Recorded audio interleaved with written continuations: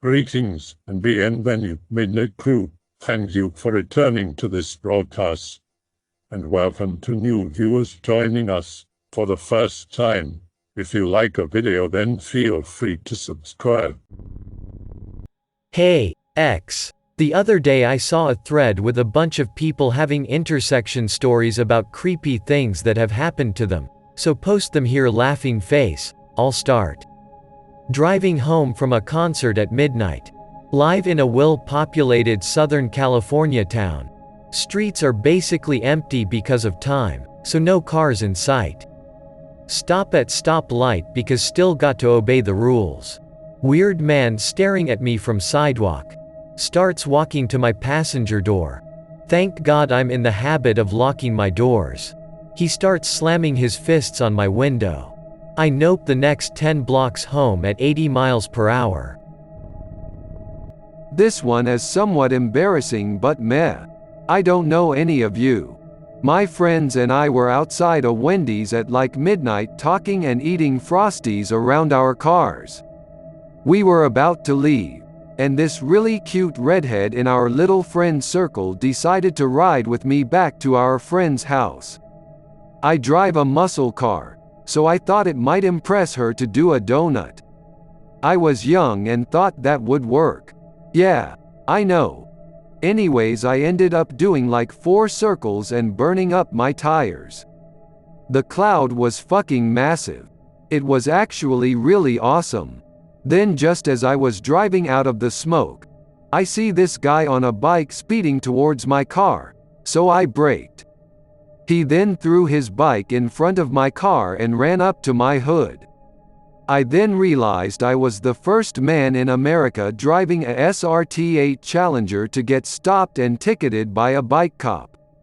What the fuck was a bike cop doing in a Wendy's Target parking lot at midnight? I dodged a reckless driving arrest since he couldn't get a squad car to assist. So, I just got a careless driving. My friends still give me shit about it. Driving home with girlfriend on back road near house, near the farming area just outside of the suburbs. Live near St. Louis. Foggy as hell, can't see more than 20 feet in any direction. Make it to her house, drop her off, roughly 3:30 a.m. Begins driving home, slightly tired and on edge. Start thinking I seeing things on the sides of the road or shit coming out of the fog. Haul ass at 95 miles per hour back to my house. Run inside, lock the door. Phew. Driving home from lake on July 3rd. In the middle of nowhere in the Ouachita Mountains. On a 1-lane country road that looks like it was laid about 1 million years ago. Close to midnight. Deep forest. Windows are down, drying the lake water off of me and the inside of my car. Can't drive but about 25 miles per hour on the shitty road. Hear a pants wettingly loud vocalization. Not a mountain lion, I know those. This was a deep howl, kind of. But not a howl. I nearly shit my pants. Stepped on the gas, rolled up the windows and noped 60 miles back home. This isn't very far from Fouke, Arkansas. The place where the whole legend of Boggy Creek thing supposedly happened. I don't know what the fuck it was, but I won't go back there without a firearm. I can't think of any of my own experiences right now. I know I've been shit scared in the car before, but I can't remember why, so here's a story from a friend. My friend and his buddies drove out to an abandoned hospital to check stuff out because they were apparently bored and were looking for a place to smoke. My friend stayed behind and smoked in the car. He felt uneasy. Then he heard a man's voice say something like, "What do you think you're doing?" Non-aggressively. He looked out the window toward the sound of the voice and instead of a man, he saw a dog. In his pitifully blazed brain, he was certain that the dog talked to him. He started honking the horn for his friends. They never found anyone else out there. I worked for the U.S. Census Bureau. When I reached a certain apartment, A raspy voice answered from the other side. He opened the door. The lights were off. He sat me down for the survey interview, and only then did I realize this man was wearing a white tee and boxer briefs. He began telling me about his life and how problematic it was, and began to talk about experiences with heroin and meth. I kept quiet, listening closely. He soon threatened my life. He then did it again, maybe a few more times before he forgot who he was talking to.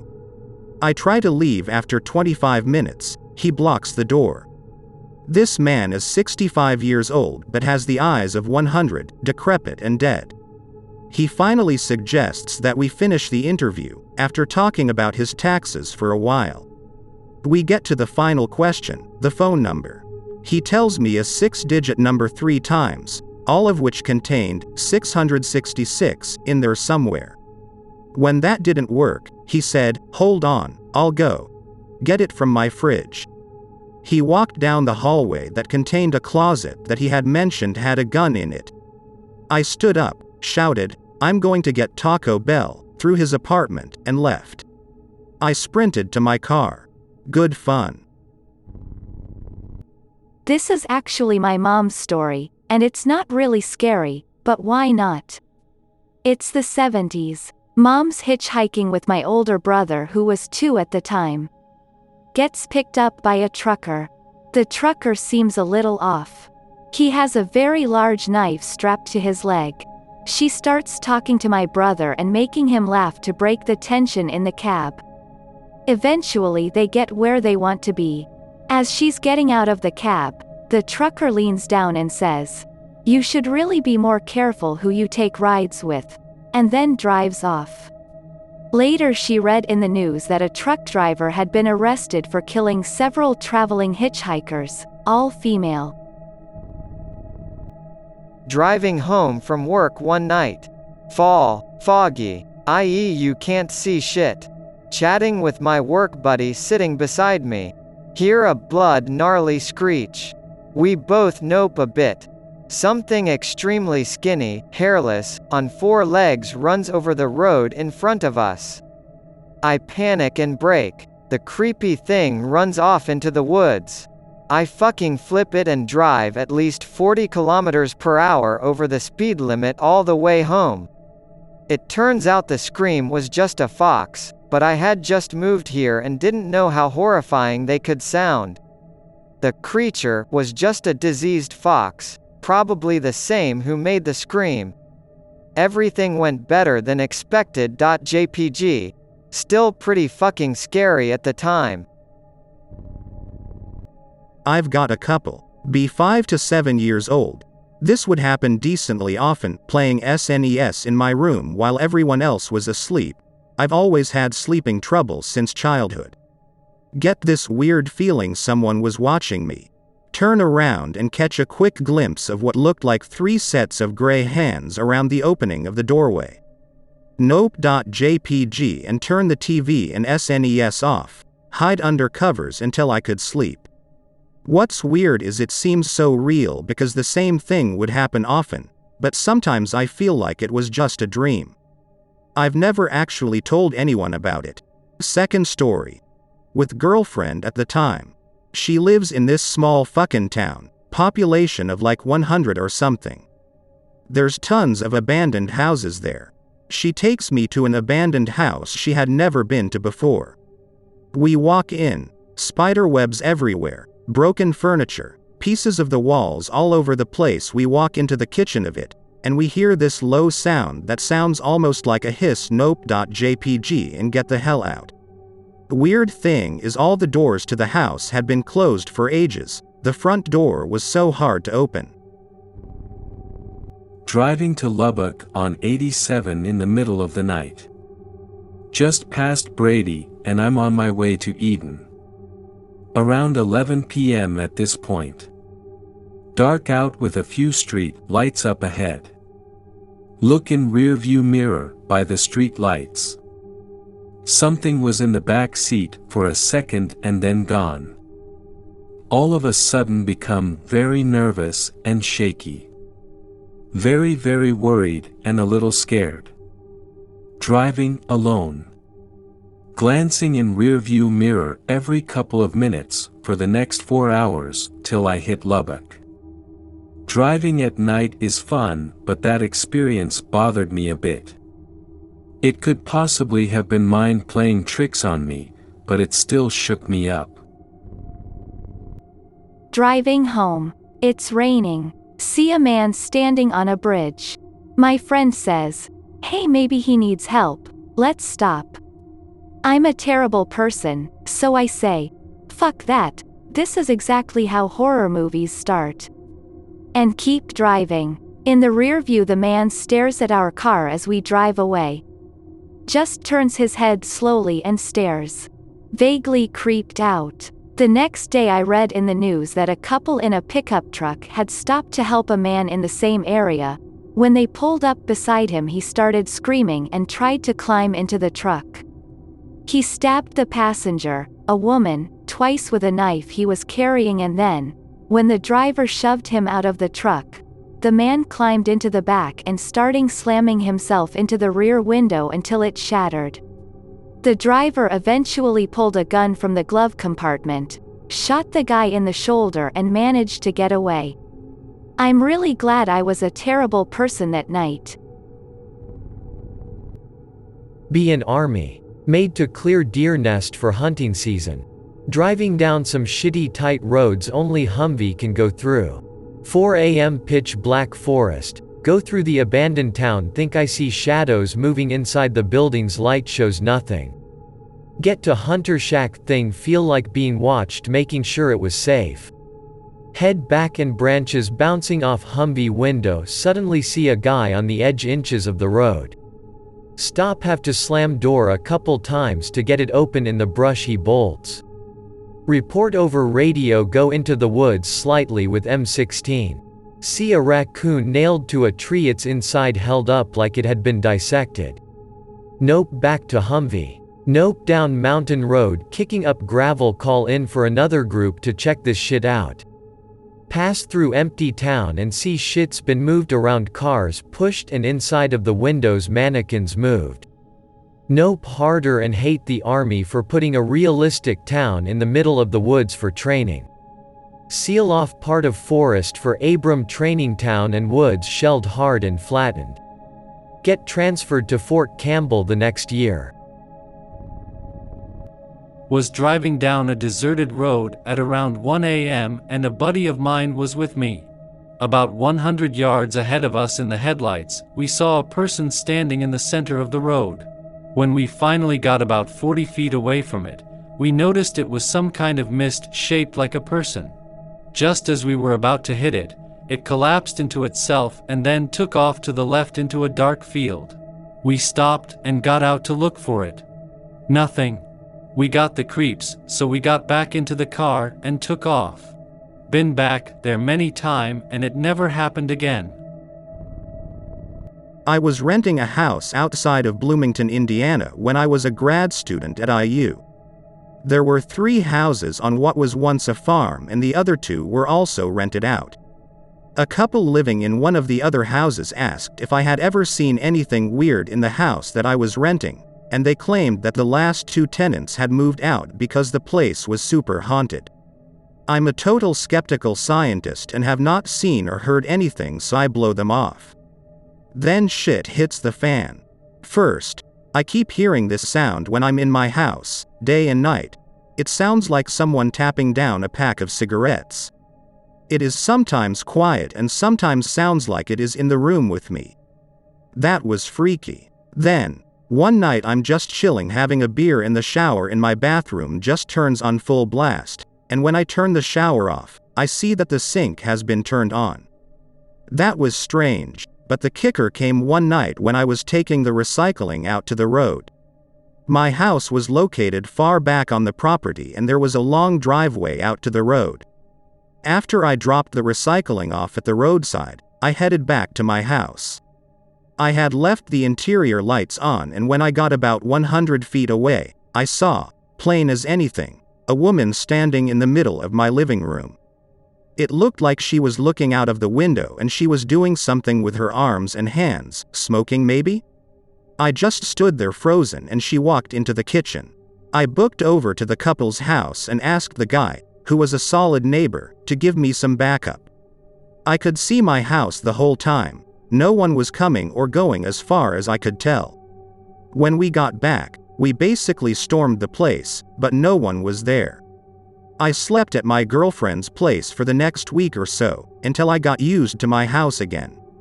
I lived there for another 6 months and nothing else happened. I have no explanation. Driving through an Atlantic forest here in Brazil with some brothers. Hardcore thick forest on both sides, can't see shit. Me and one of my friends wanted to take a piss, so I stopped the car. Go into the forest something about 5 or 7 meters. Something like 20 feet, I guess. Start peeing. I'm kind of scared because I don't want a snake biting my dick. Here's something behind a giant bamboo tree. Sounds like a tired cat, a giant tired cat. Atlantic forests has jaguars. Run as fast as I can to my car, but the vegetation is too thick. Get inside the car almost at the same time as my friend. Me and friends start looking for the thing from inside the car. Turns out it was actually a drunk homeless guy sleeping. This forest is really close to the city, so you could say that that's kind of normal. The only reason I didn't wet my pants was that I was already peeing. My friend was driving me home from her house. She lives in the middle of town and I live pretty far out in the country. Nearly to my house, there's a guy standing in the middle of the road with his thumb out. Not at the side of the road, like most hitchhikers, but in the middle of the goddamn road. While we approach him, we decide not to pick him up, because we're both teenage girls and it's the middle of the night. He doesn't look that scary, just a guy of average weight and height wearing a blue shirt and jeans with a black backpack on his shoulder. My friend drives around him. He stood right in the middle of the road the whole time, and spends the night with me because she's too creeped out to drive by him again. The next day, there's a story on the news about a guy getting stabbed in his house. My parents knew him. He lived just up the road from us. The guy's neighbors said they'd seen him talking to a guy in a blue shirt in his yard earlier. We never knew if it was the same guy. The only description was the shirt, but it was really creepy. Driving from Wichita to Omaha to visit parents. Already pitch dark, around 10 p.m. Driving through miles of cornfields. See a house coming up with lights on. I slow down in order to check it out. Suddenly see some bald dude in a motherfucking suite coming outside the front door. It's almost 10:30. What the fuck is this guy doing wearing a suit in the middle of cornfields? Suddenly some chick comes out wearing an all-black dress with a black veil. Holy fuck, what is this? Slam on the gas and get the fuck out of there. 10 minutes later, a fucking funeral hearse drives by me. Look at the driver. The guy looks exactly like the dude from the barn. Fucking hell. Start driving fast as fuck and turn on the radio to calm me down. Why the fuck were they dressed up in funeral clothing at 10:30 in the night? Why the fuck was there a hearse? So much fucking why. Also, this only happened like a month ago, so it's still freaking me out to this day. Not my story, but my girlfriend's. Around 9 years old, going with her family to her great-grandma's funeral. Stopped for a hitchhiker because he reminds her dad of his best pal. He's perfectly nice for a while. A certain song comes on the radio, she couldn't remember which song. He starts screaming wildly and flailing his arms.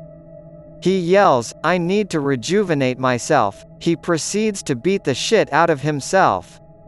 Her family freaks out. Suddenly, he yells, "Halt," opens the door, gets out, lies on the grass next to the road and slowly rolls away.